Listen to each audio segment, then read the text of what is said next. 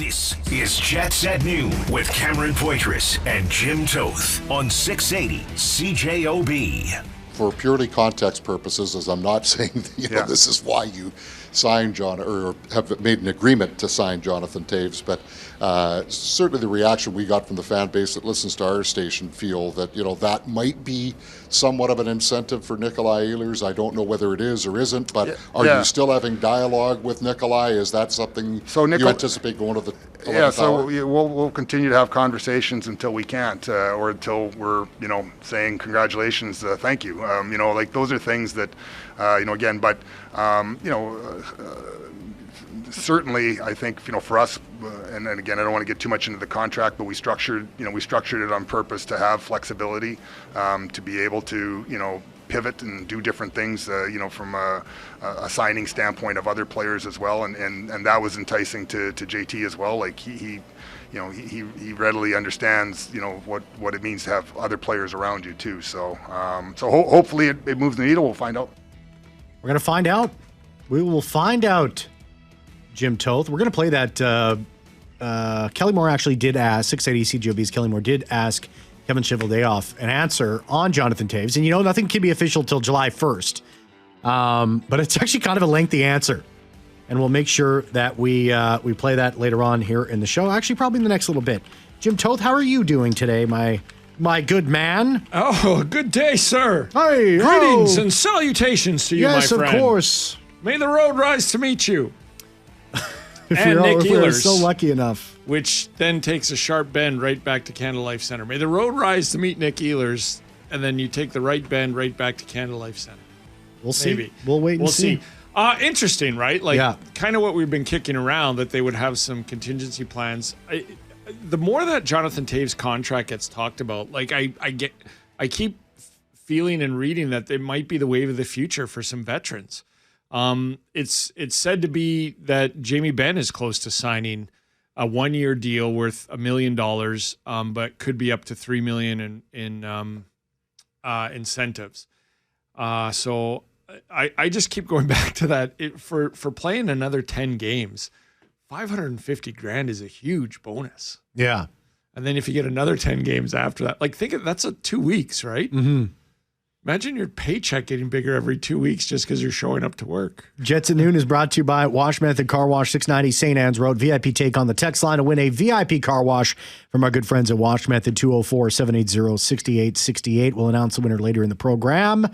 We'll just we'll make sure that we're as we come at you live from the Boston Pizza Studio for gourmet pizza and pasta. Bring the team to Boston Pizza. The Winnipeg Jets, of course, before we get into this, the Jets announced their 6-game preseason schedule for the upcoming 2025-26 season. Starts Sunday at Canada Life Center against the Wild. Sunday, September 21st at 4. Then they host the Oilers on the 23rd, Tuesday the 23rd at 7. They head off on the road to play the Oilers at Rogers Place on Friday the 26th, all in September. These games at least. There is one in October. Then they return home against the Flames on September 27th for a Saturday game. Then they're in Minnesota on Tuesday the 30th, and then they are in Calgary to wrap up the preseason on October 3rd. So just wanted to make sure we get that on the record. Also, got to have a big thank you to Winters Auto Body. Did a great job on my car, which I just finally got back after 2 years of trying to get hail damage fixed. So big thanks to Fred and the team there at Winters. They did a fantastic job, and I appreciate all the all the work that they did, because the car. I got it back. It was nice. It was spick. It was span. It was clean inside, and I just really appreciated all the work those guys did. So thank you very much. 2 years without your car, or you just finally got it in? I finally got the hail damage fixed. So I've been driving around with the golf ball for a car for 2 years. I don't want to sound like your parents, but that's on you for leaving the Ferrari out of the garage like that. It's a Porsche, Jim. It's not a Ferrari. Oh, sorry. The Ferrari. Yeah. The Ferrari was the Ferrari. In the garage. I shipped that off to my spot in Florida, which I do the show from all winter long. You haven't noticed? No. It's right on the Gulf. I mean, I gotta go the roundabout to the 6th. The Gulf of America. It's right on the Gulf of America. I don't get that underground thing like you do. When you get to work, I gotta go all the way to the top. Park. Well, that's why I got Nikolaj Ehlers' agent working for me on this kind of stuff. So you gotta get in on that. Interesting stuff today, as always. And we've become accustomed to, I think everybody has in the province, not just us in the media, that you're always wondering how much Kevin Cheveldayoff will give you. And I thought he was pretty giving today compared to other times. Mm-hmm. Not too insightful, but nothing shocking, but just some details of, where they're at and what they're doing. And to me, it sounds exactly what I was thinking all along, is that they've made an offer and it's a fair offer. I mean, I pound this drum all the time, right? I don't know of a Cheveldayoff contract that's overpaid, and I don't know one that's underpaid within a year of it ending or beginning. Yeah. It's pretty fair money, and I think that's what they've done with Ehlers. But what that number is, I have no idea. Yeah. Now, you know what, Jim? Unless he signs it, we won't know. Yeah, and so I would think that if Nick Ehlers signed somewhere else for $9 million, I would think the Jets didn't have $9 million on the table. 204-780-6868. Or top line you shoot us a text. Minutes too. This is I want to play this full answer from, because Kelly Moore asks Kevin Cheveldayoff about Jonathan Toews. Kevin, non-draft related, is there anything you can tell us that won't get you a fine or your knuckles wrapped from the National Hockey League on your big news of last week? Yeah, so obviously, again, it's a unique situation, where you have a player that is a totally unrestricted free agent, and coming back to play. So the rules are a little bit different. It's just more on the contract filing side of things. There's, limitations that the league has as far as being able to file and register. So, but we've had some great conversations, with Jonathan. He's obviously very, very excited. I think Arnie and him talked last night. I was talking to Arnie this morning in the room. Again, he's on board with both feet, so to speak, and he was talking about the testing. He was talking about, what are the standards? What are we, trying to, uphold here? So, but that's him. Like we. In our intel there, he was skating in Arizona State, and there was some people that have closeness to our scouting staff, that talked about, how hard he was working and how much, he had, kind of progressed.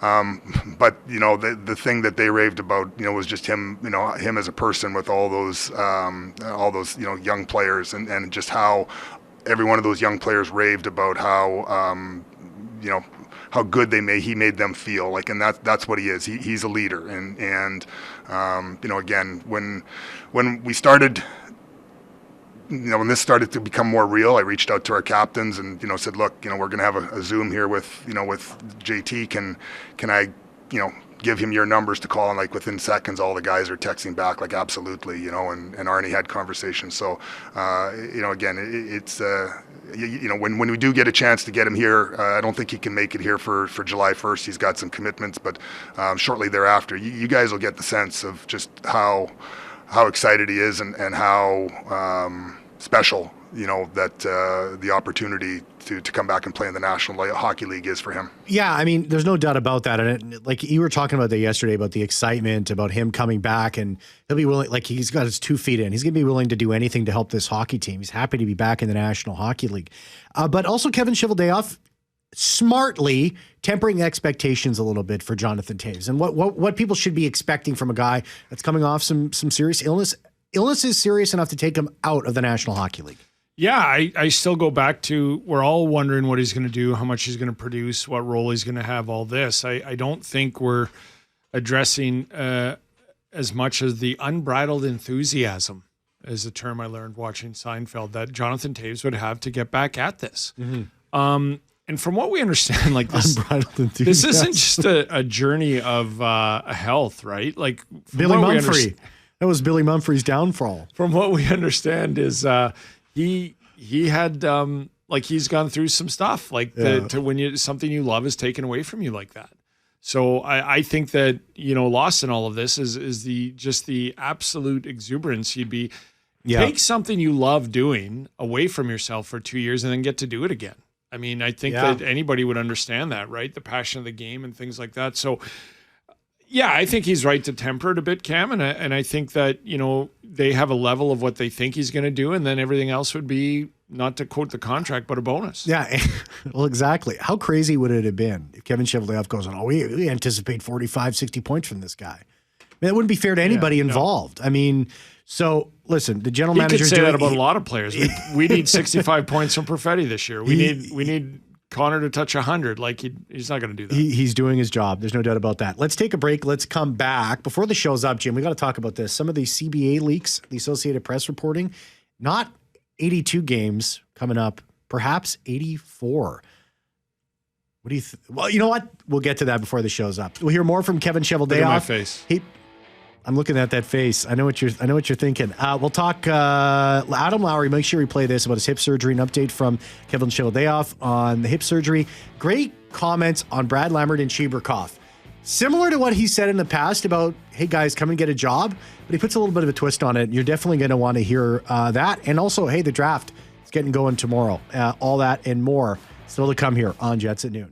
Cameron Poitras and Jim Toews on 680 CJOB. And finally, for me, I'm not going to bore you with all the details, but the last 4 teams to win the Stanley Cup have all used first-round picks or drafted players and then parlayed them into trades. Are you at that position now as a Cup contender to maybe consider that as a possibility? We've been considering anything and everything, really. You know, it comes down to again just what opportunities that are out there that you have the right currency for. Sometimes it's players, sometimes it's picks. Obviously, we've used lots of picks. I think there's probably a statistic out there that I think we're one of the bottom 4 teams to have picked in the draft in the last couple of years. So like we've used lots of picks in other forms to try and keep pushing this team, and that's we'll continue to look at anything that is available to us to keep pushing it forward. I'm glad he said that at the end there. Like, of course, you're willing to move the 28th overall pick if it makes the team better. Absolutely, you're willing to do that if it improves the Winnipeg Jets and their chances at winning a cup next year. I'm glad at the end there, Jim, he mentioned that I think they're like 4th. They've picked the furthest back. Only 4 teams or 3 or 4 teams are further back from them in the amount of picks. The Jets have traded a lot of draft capital over the last number of years. So they've went for it. Well, here's my issue over the years that we have is like, well, Chevy's not going to do anything. Well, he didn't have much of a team to do much with. Yeah.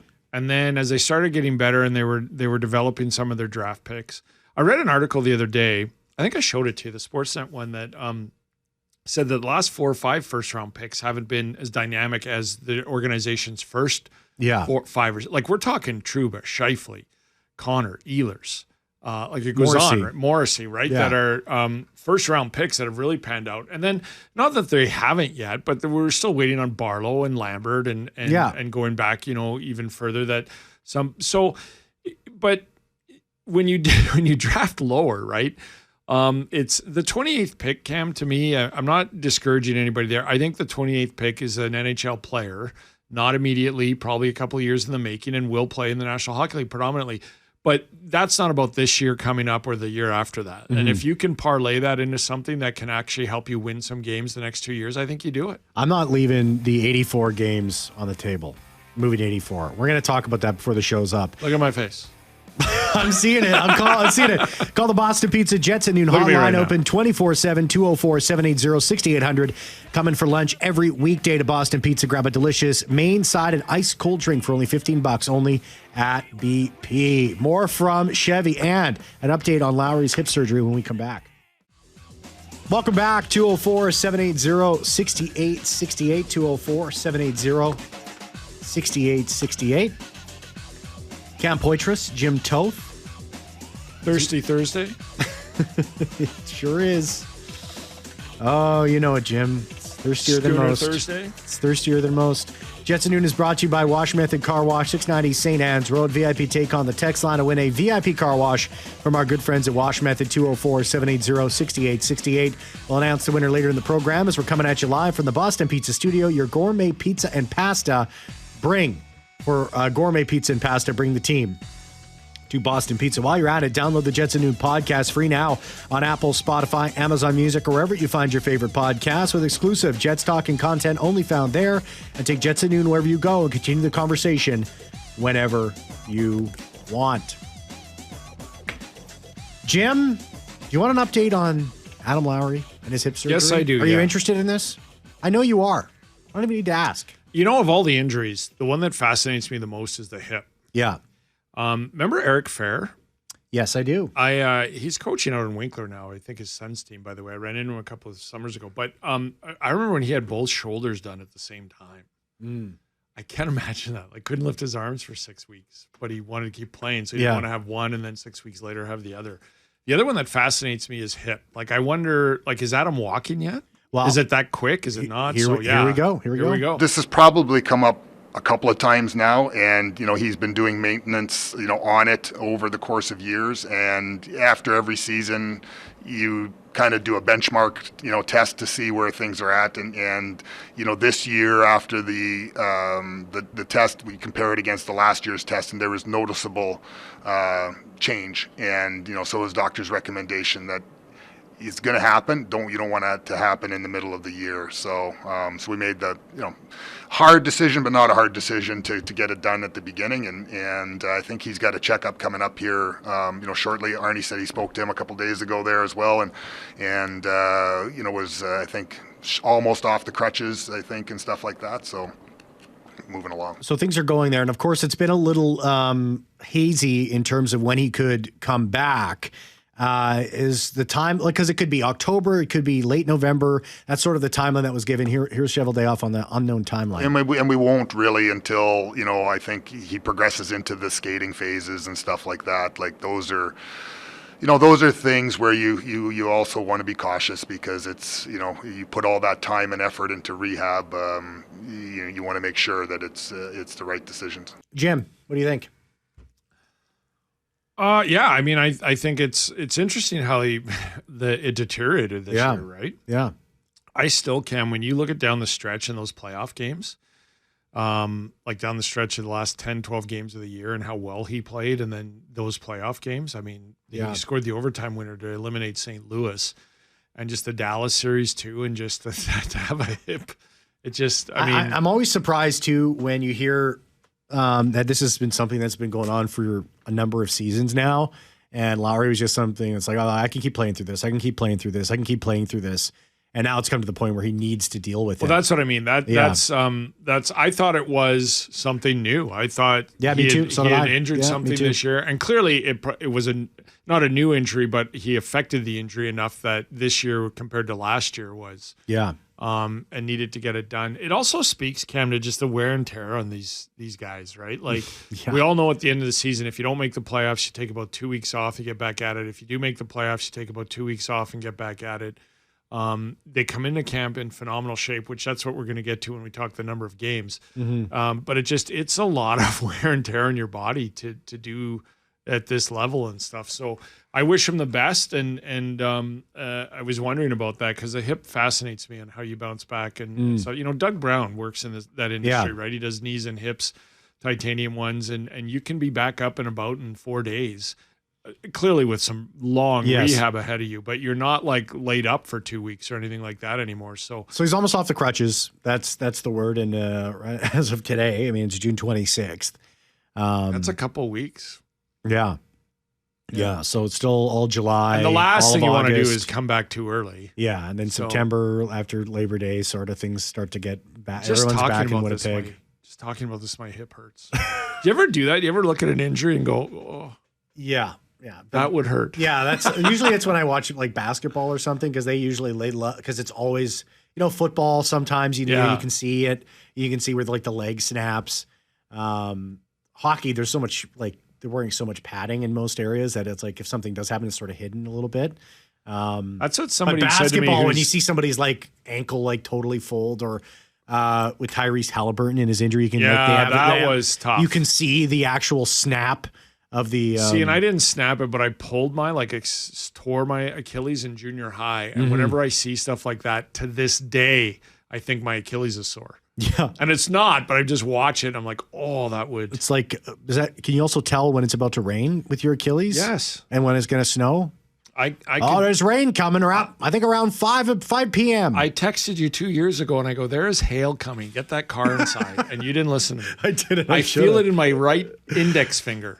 Yeah. which I broke. I don't know why I didn't listen to you. My right toe is broken, and I'm telling you it's going to hail. Why aren't you picking up? Yeah, there's tons of stuff. I should listen. You know what? That's on the long list of things. Why don't I listen to Jim Toews? If I would just take all the advice that you've given me over the years now. I'm on a long list of I'm not listening to Jim Toews. Here's something interesting too. Speaking of injuries, Brad Lambert and Nikita Chibrikov, both at the end of the season, were dealing with something. Lambert, well, let's hear from Kevin Cheveldayoff, but both, it was keeping them off the ice. I mean, Chibrikov's happened mid-season against the Moose, and Lambert's was near the tail end. But here's Cheveldayoff on this. So I think Brad was probably ready to kind of start joining us if we were able to get past Dallas. I think you would have seen him in the in the skates. Arnie actually talked to Chibi. I think he said a couple days ago. I think he's on his way back to North America here for some follow-ups, and then I think he'll train the rest of the summer either in Toronto or in Florida.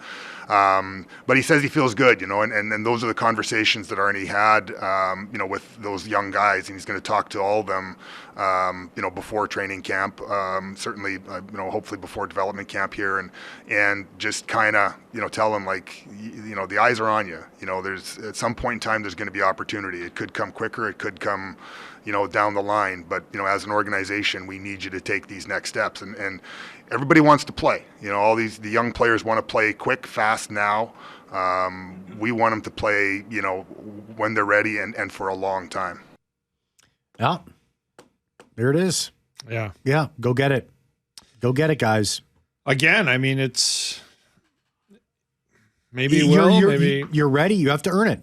And when you're ready, you're ready. And let's be honest, Brad Lambert will be watching July 1st. And when Brad Lambert sees if Nick Ehlers is back or not. But if Nick Ehlers is back, I would think that would drive a Brad Lambert or Chibrikov or any young player. And then if he's not back, I think it would drive. No, I wouldn't let it drive you anymore, but I would be driven here, right? Yeah. Do you think, wow, it's listen, we're gonna come here on July 2nd and we're gonna do the show and we're gonna know a lot. We're gonna know a lot about where this team is headed next year. I mean, there's still going to be some contracts. I saw that a good friend of the program with the fourthperiod.com, David Pagnotta, was talking about Velarde and the Jets. I mean, nothing can really move until July 1st. But he's an RFA, right? And the Velarde, there's already contract negotiations ongoing with him. So it's going to be interesting to see what happens and what things play out. And whether Nikolaj Ehlers is going to be interesting because he wasn't drafted. Yeah, it was a trade pickup. So he's come in. All the indications are he likes it here. Who wouldn't want to play on that line for years to come? Yeah, on the power play and things. But it's not the drafted player that grew up in the organization. And but I think he wants to be here, and I don't think there's a better situation out there for him. Yeah. Let's take a break. Let's come back on the other side. CBA, the NHL and the NHLPA having a in-depth conversation about where hockey is headed. And the big story, shortened preseason to 4. This is at least a report coming out of the Associated Press, which would guarantee 4 games against divisional opponents, which I like. I think the Jets should play the Wild and Dallas and Utah and Colorado and St. Louis and Chicago. I'm missing somebody there. I don't think I am. I think I got them all. Say Nashville? And you're right. Nashville, they should play all those teams 4 times a year. 100%. Now it's some are 3, some are 4, right? Yeah. But it would go to then 84 games. And they would cut the preseason. We'll discuss that. Oh, I see that look. See the face? I see that look. We'll discuss that when we come back. You're talking to me? At noon with Cameron Poitras and Jim Toews on 680 CJOB. Jim, I have a quick tidbit here. You got a little tidbit of info? So the meetings in LA, like the GMs, I think, or the Board of Governors. Yeah, Board of Governors. Michael Russo of Minnesota Wild and Minnesota longtime NHL reporter there put this out about 20 minutes ago. Bill Guerin on reports of no player dress code in the next CBA. Quote, that's a Ron Hainsey special right there. So Ron is involved with the NHL. He's the assistant, He's the assistant, whatever. He's high up. Yeah, he's a high up, yeah. And he was asked about reports that they're looking at having no dress code in the So they don't CBA. have to wear suits anymore. Yeah. And I would presume suits. And his response was, "That's a Ron Hainsey special right there." That just brought me right back to the Ron Hainsey days. Oh, Ron Hainsey. Fighting to get rid of the dress code. I got to be honest with you. I think making kids wear suits is really tough. I think that in minor hockey now, so many teams have track suits and everything else because, Cam, especially in junior hockey when I covered it, there's kids with 3 or 4 suits and they rotate and they go to the WHL games or whatever. Yeah. And then there's a kid with 1 suit all year. And like hockey's expensive enough. And when you have to buy tracksuits and everything else, like to make 9, 10, 12, I don't know if it's that young, but 15, 16 wear suits and ties and all that. I find that a tough because I know there's parents that's a tough stretch. Yeah. The equipment, the fees, the travel, everything. And then on top of it, you got to go buy a couple suits for somebody hotel rooms, who's literally going to outgrow it in a year or two. That's tough for me.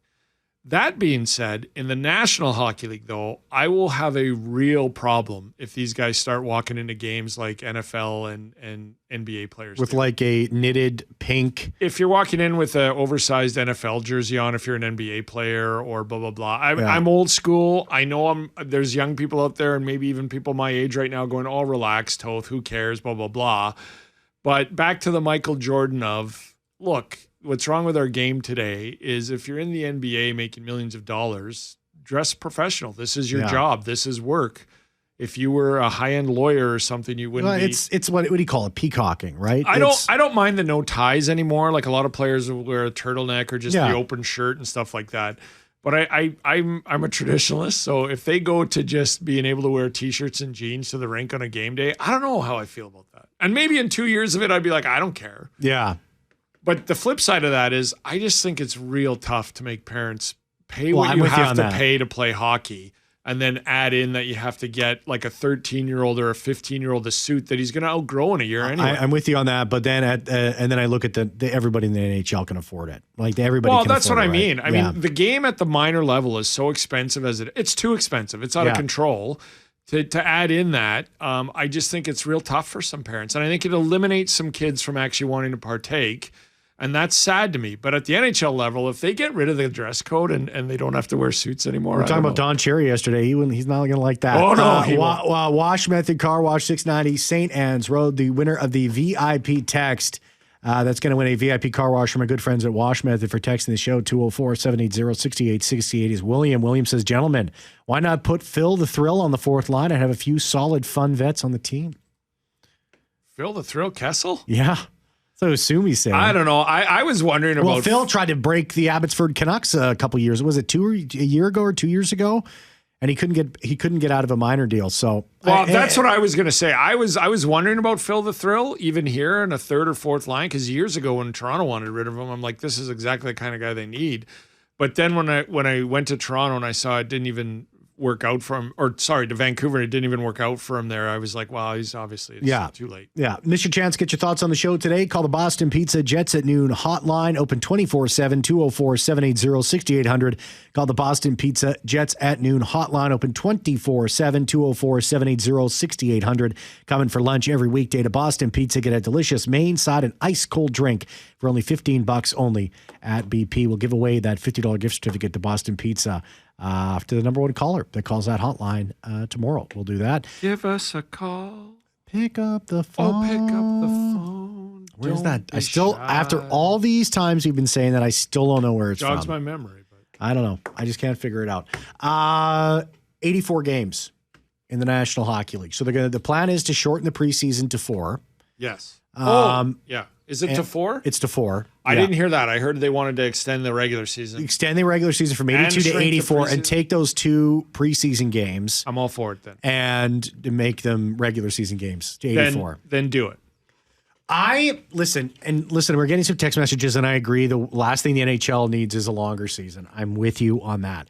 But I think it's a little cheap that sometimes that there isn't 2 home and homes every year against the Minnesota Wild guaranteed. Or 2 home and homes against Chicago or Dallas or Colorado. That needs to be stamped. Like the Jets need to play 2 games at home against divisional opponents.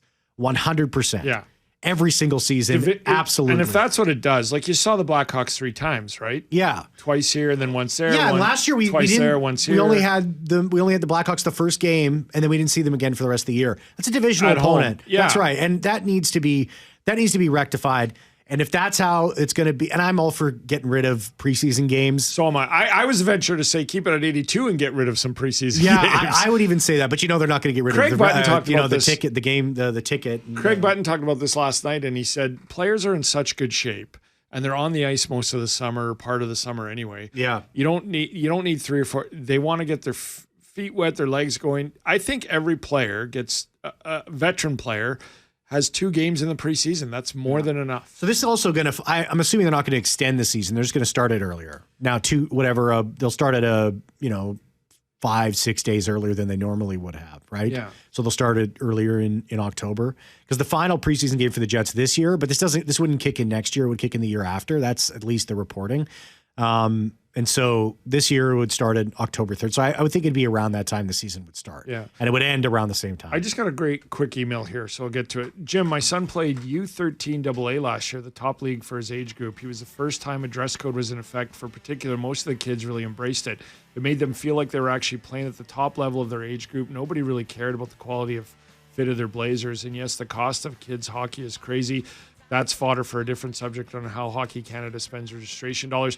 I agree. I have a 13-year-old who loves the dress up. Yeah. And they all look like the NHLers and all that. Yeah. I'm just saying, like, to enforce it is, and if the NHL is getting rid of in the CBA, or at least talking about getting rid of the dress code in the CBA. I just see some of the outfits in the NBA, and I'm like, please don't allow that in the NHL. Not that I think feel NHLers are different than NBAers. I don't think they would dress like that, but some of it is just stupid. It's just stupid. Anyways, thank you very much. I just feel like Jeffrey. game days are going to work. Thank you very much, Jeffrey Fortier, for producing the show. We'll be back. Thanks for the email. We'll be back tomorrow. See ya.